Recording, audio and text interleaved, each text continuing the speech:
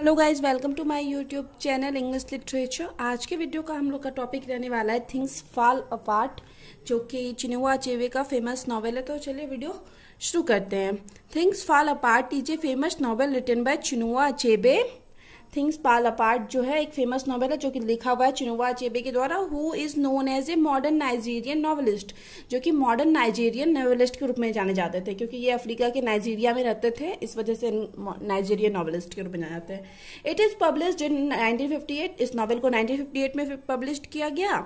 The novel is written in English, which means that in addition to being a popular book in Africa, African school, ये novel जो है first में मतलब शुरू में English में लिखा गया था। इसी वजह से ये ना नॉवेल शुरू से ही अफ्रीकन स्कूल में काफी फेमस रहा। The novel has been widely read and taught outside of Africa, और अफ्रीका के बाहर भी इस नॉवेल को बहुत बड़े पैमाने पे पढ़ा गया, मतलब बहुत बड़े रूप में पढ़ा गया। जैसे हम लोग अभी यहाँ पे पढ़ रहे हैं, मतलब इंडिया में रह के पढ़ रहे हैं चिनुआ अचेबे के नॉवेल को। The title of this novel has been taken from the famous poem of W.B. Yeats. W.B. Yeats के famous poem the second coming.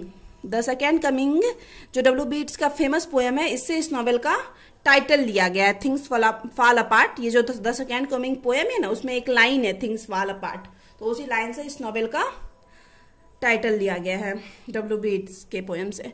Novel start with Okonkwo. जो नॉवेल जो है वो ओकोनकोवो से start होता है। Is a wealthy and respectable warrior, जो कि एक वेल्दी मतलब पैसा वाला और रिस्पेक्टेबल काफी आदर मिलता है वैसा वॉरियर रहता है, मतलब योद्धा रहता है। वो belongs to a lower Nigerian tribe, जो कि लोअर नाइजीरियन छोटा नाइजीरियन ट्राइब, छोटे नाइजीरियन ट्राइब से छोटे जाति से बिलोंग करता था नाइजीरिया के। He is also a wrestling champion, वह एक रेसलिंग चैंपियन भी था। His father name was Unoka, उसके पिता का नाम उनोका था। Who was a lazy musician and also take a lots of डेप्ट फ्रॉम अदर्स, जो कि एक लेजी म्यूजिशियन थे, मतलब वही बाजा वाजा बजाते थे। एंड ऑल्सो टेक, और ढेर सारा डेप्ट मतलब कर्ज ले रखे थे फ्रॉम अदर्स, दूसरों से। Unoka died in disrepute living many villagers डेप्ट अनसेटल्स। उनोका जो है, जो कि ओकोनकोवो के फादर है, वो मर जाते हैं बदनामी में ही। लिविंग बहुत सारे विलेजर्स मतलब बहुत सारे गांव वालों के डेप्ट्स बिना अनसेटल्ड किए हुए, बिना पैसा पेड किए हुए, बिना कर चुकाए हुए उनका मर जाता है, जो कि ओकोनकोवो का फादर है। Okonkwo has a 12 years old son named Nwoye. Okonkwo को एक 12 साल का बेटा है जिसका नाम है नवोए। whom he finds lazy, जो इसको मतलब नवोए भी को ओकोनकोवो उसको लेजी पाता है कि नवोए भी लेजी रहता है। Okonkwo worries that Nwoye will end up a failure like Unoka. हमेशा ओकोनकोवो को चिंता रहती है कि नवोए जो है, जो कि थोड़ा लेजी है, उसका जो एंड होगा, उसका मतलब उसके पिता की तरह फेलियर की तरह उसका एंड होगा। जैसे उसका पिता का एंड हुआ था, उसी तरह लेजीनेस की वजह से उसी तरह नवोए का भी एंड होगा। ऐसा हमेशा डर लगा रहता है ओकोनकोवो को। Once A man from a neighboring village kills one of the women from Okonkwo village। Neighbour मतलब पास वाले गांव का एक आदमी ओकोनकोवो विलेज के एक औरत को मार देता है। A peace settlement requires the son of the man who killed the woman to come live in Okonkwo village। एक मतलब शांति स्थापित करने के लिए एक डिसीजन लिया जाता है कि उस आदमी का बेटा ओकोनकोवो के विलेज, जो कि मारा था उस औरत को, ओकोनकोवो के विलेज की औरत को, वो आके ओकोनकोवो के विलेज में रहेगा, उस आदमी का बेटा। Okonkwo himself take the boy in, Okonkwo खुद से उस बच्चे को अपने साथ रखता है। And they developed a strong bond, और दोनों के बीच एक अच्छा बॉन्ड, मजबूत स्ट्रॉन्ग बॉन्ड डेवलप हो जाता है। That boy's name was Ikemefuna, उस बॉय का नाम है Ikemefuna. And Ikemefuna soon start to call Okonkwo father, और इकमे फ्यूना जो है ना ओकोनकोवो को फादर कहना भी स्टार्ट कर देता है, इतना स्ट्रॉन्ग लोग का बॉन्ड हो जाता है। आफ्टर 3 years, अब 3 साल के बाद, when the oldest man of the tribe, और उस ट्राइब का ओल्डेस्ट मैन सबसे बूढ़ा आदमी इजे यूडू होता है, इन्फॉर्म ओकोनकोवो को इन्फॉर्म कहता है death Ikemefuna must be killed, कि अब इकमे फ्यूना को मार देना चाहिए, क्योंकि इसको मतलब पनिशमेंट ही मिला होता है, क्योंकि उसके पिता मारे हुए होते हैं इसके विलेज के आदमी को। He advises him not to participate in the killing scenes, ये जो एजिड्यू है वो कोनकोवो को एडवाइस करता है कि जब मतलब एक में फ्यूना को ये लोग मतलब मार रहे होंगे तो उसमें नहीं पार्टिसिपेट करने, उसमें नहीं जाने। The boy call you father, क्योंकि ये जो बच्चा है तुमको फादर बुलाता है, हो सकता है तुमको अटैचमेंट हो तो तुम वहां नहीं जाना।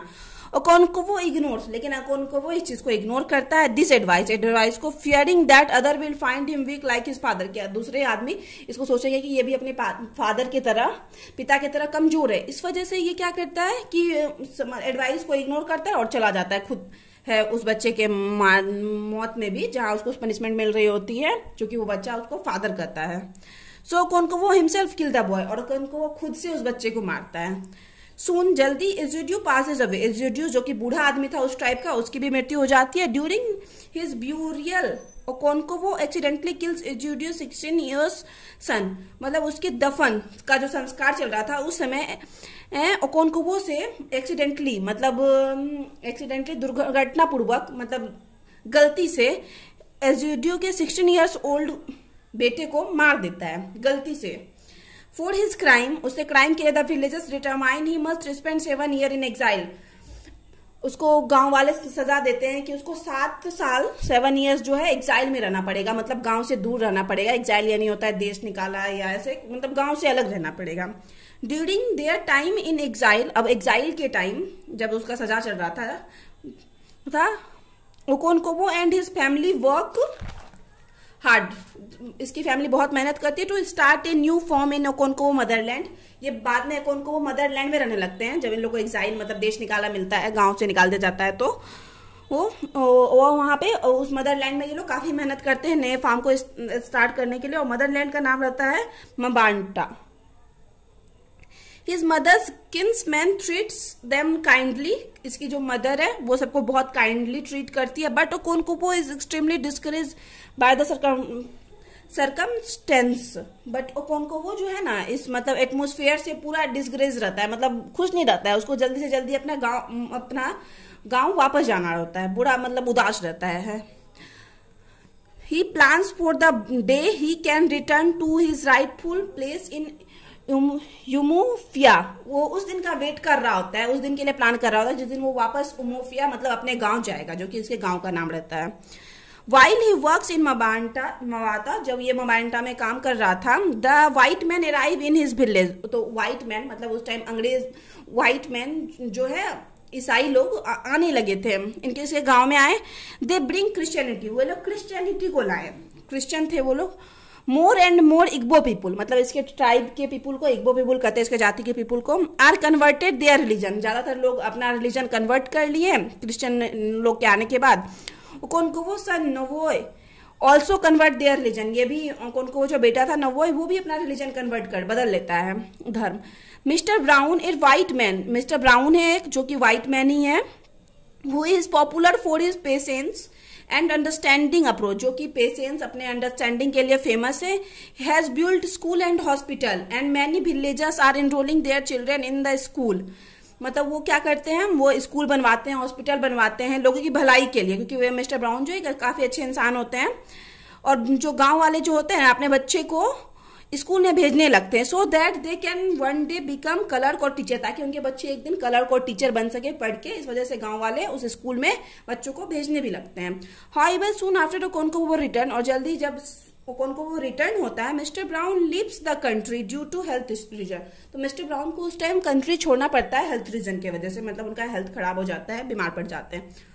Once Okonkwo along with some villagers burn down a church, Okonkwo जो है कुछ गांव वालों के साथ मिलकर एक चर्च को जला देता है, क्योंकि ये लोग क्रिश्चियनिटी जो वो लोग लाए थे ना उसके अगेंस्ट रहते हैं, तो इस वजह से ये लोग चर्च को जला देते हैं। The district commissioner is upset by the burning of the church, district commissioner है जो अपसेट रहते हैं चर्च के जलाने से, and requested that the leaders to Umuofia meet with him, और लीडर्स को मतलब उमोफिया के लीडर्स को रिक्वेस्ट करते हैं कि वो आके इनसे मिले।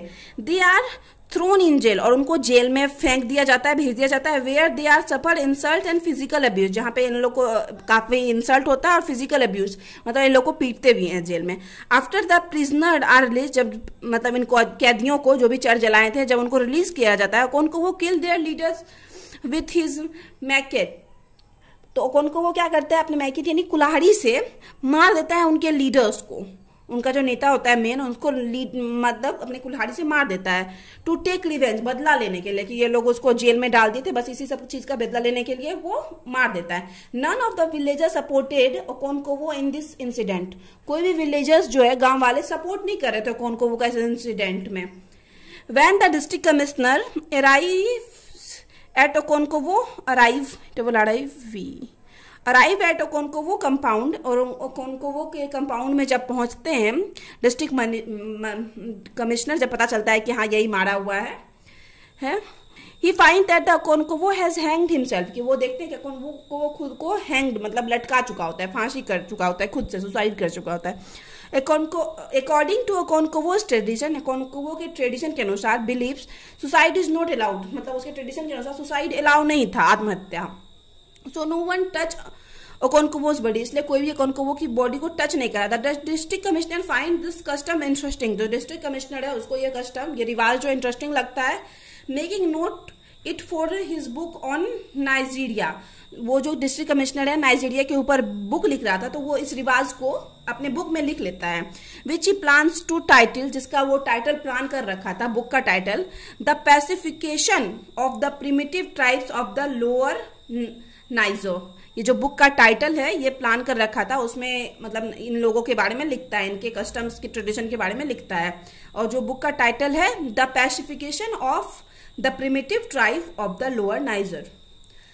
और एट द एंड, अब अंतिम में, थ्रू दिस नॉवेल, यहाँ तो खत्म हो गया, ओकोनकोवो की मृत्यु हो जाती है। एचेबे वॉन्ट्स टू से, इस नॉवेल के थ्रू एचेबे कहना चाहते हैं, क्या कहना चाहते हैं, for all his life Okonkwo feared dying like his father, पूरी लाइफ तक ओकोनकोवो जो है डरता रहता है कि कहीं उसकी मृत्यु उसके पिता की तरह ना हो। Although Okonkwo had lived life as a hard working man who was a great leader, Okonkwo अपना पूरा लाइफ जीता है एज ए हार्ड, पूरी मेहनत के साथ जीता है, एंड ग्रेट लीडर, महान नेता भी रहता है अपनी ट्राइब का, जाति का, एंड वॉरियर भी रहता है, योद्धा भी इन हिज ट्राइब, अपनी ट्राइब का। Okonkwo dies in a disgraceful manner, Okonkwo की जो मृत्यु होती है वो भी बड़े शर्मनाक तरीके से होती है कि वो सुसाइड कर लेता है। Achebe message throughout the novel, इस नॉवेल के थ्रू एचेबे मैसेज देते हैं कि that change can be revisited, जो परिवर्तन है वो काफी भयानक विनाशकारी हो सकता है। इस नॉवेल के थ्रू यही एचेबे जो है मैसेज देते हैं। तो यहाँ पे नॉवेल खत्म होता है। अगर आपको वीडियो अच्छा लगा, आपके सिलेबस का है, तो प्लीज वीडियो को लाइक कीजिए, चैनल को सब्सक्राइब कीजिए और कमेंट करके भी बताइए आपको वीडियो कैसा लगता है, और ये भी कमेंट कर दीजिएगा कि आगे आपको कौन से टॉपिक पे वीडियो चाहिए। तो मिलते हैं नेक्स्ट वीडियो में नेक्स्ट टॉपिक के साथ।